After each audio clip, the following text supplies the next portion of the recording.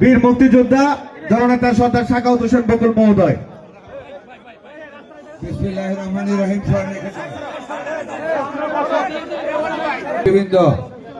নামাজের সময় কাজে আজকে আর বেশি সময় দেওয়া যাবে না। বাড়িতে অনেক লোক আছে, আমি বাড়িতে আজকে সন্ধ্যা পর্যন্ত আছি।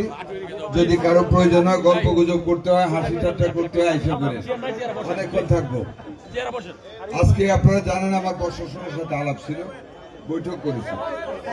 সরকারের পক্ষ থেকে মাননীয় প্রধানমন্ত্রী যেভাবে করতে বলেছেন সেইভাবে যাতে কাজ করা যায়, যাতে ত্রাসমুক্ত করা যায়, নেশা মুক্ত করা যায়, যেগুলি আগে প্রতিশ্রুতি দিয়েছিলাম, এই সকলগুলি নির্দেশনা দিয়েছি। আর আপনাদেরকে এইটুকু বলবো, যারা সন্ত্রাস করবে দলে, কাউকে রেহাই দেওয়া হবে না, গ্রেফতার করা হবে। আমি ইনস্ট্রাকশন দিয়ে আসছি প্রশাসনকে, আমার দলেরও যদি কেউ এরকম কোনো কাজে জড়িত থাকে আমরা গ্রেফতার করাবো। মুখের দিকে তাকাবো না, মাটির দিকে তাকাবো। বিভিন্ন বিশৃঙ্খল কাজ যারা করবে তাদেরকে রেহাই দেওয়া হবে না। আমার জন্য অনেক করেছেন, এই খোটা দিয়ে লাভ হবে না, কারণ আমারে করেছেন দলের স্বার্থে। আমাকে আমার জন্য করা মানে এই না আর 10টা লোককে ক্ষমতার বলে কষ্ট দেওয়া। যারা পৌরসভারও ভিতরে বিশৃঙ্খল কাজে জড়িত, সাবধান হওয়ার জন্য আমি অনুরোধ করতেছি। আমি তো আগেই বলেছি, ইলেকশনের পরে আমি কিন্তু অন্যরকম একটা বকুল হয়ে যাব। আর অন্যরকম বকুল মানে আমি খারাপ হয়ে যাব তা না, আমি ভালো করার জন্য রূঢ় হব।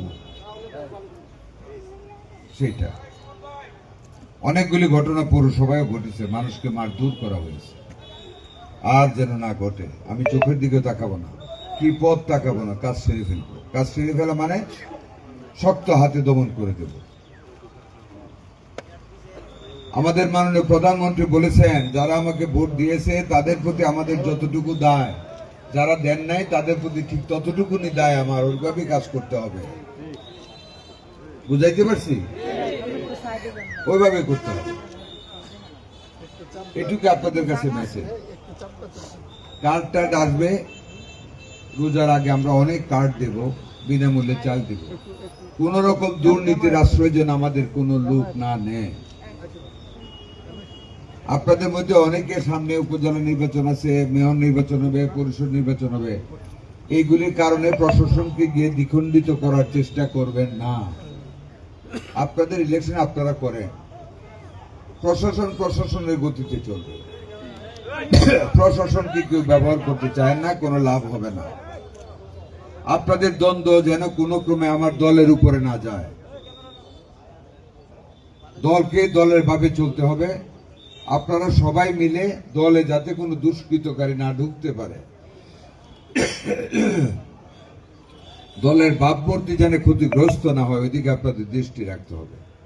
আপনাদের প্রত্যেকের নিজ নিজ এলাকায় যদি কোনো নেশাখোর থাকে, মেয়েদেরকে রাস্তায় উত্ত্যক্ত করে এরকম কোনো ছেলে পেলে থাকে, দয়া করে তাদের নামের তালিকা পুলিশের ভারপ্রাপ্ত কর্মকর্তার হাতে দিয়ে দেবেন। কোনো খাতির করবেন না, কারণ খাতির করা তো মানে একদিন আপনার সন্তান আপনাকে নেশা খেয়ে মারধর করবে। থেকে বাঁচতে চান তো সবাই, এগুলি খেয়াল রাখতে হবে। জুম্মার দিন আজকে আর বেশি কথা বলবো না, প্রয়োজন হলে আমার বাড়িতে এসে। ধন্যবাদ আপনাদেরকে। আসসালামু আলাইকুম রহমতুল্লাহ।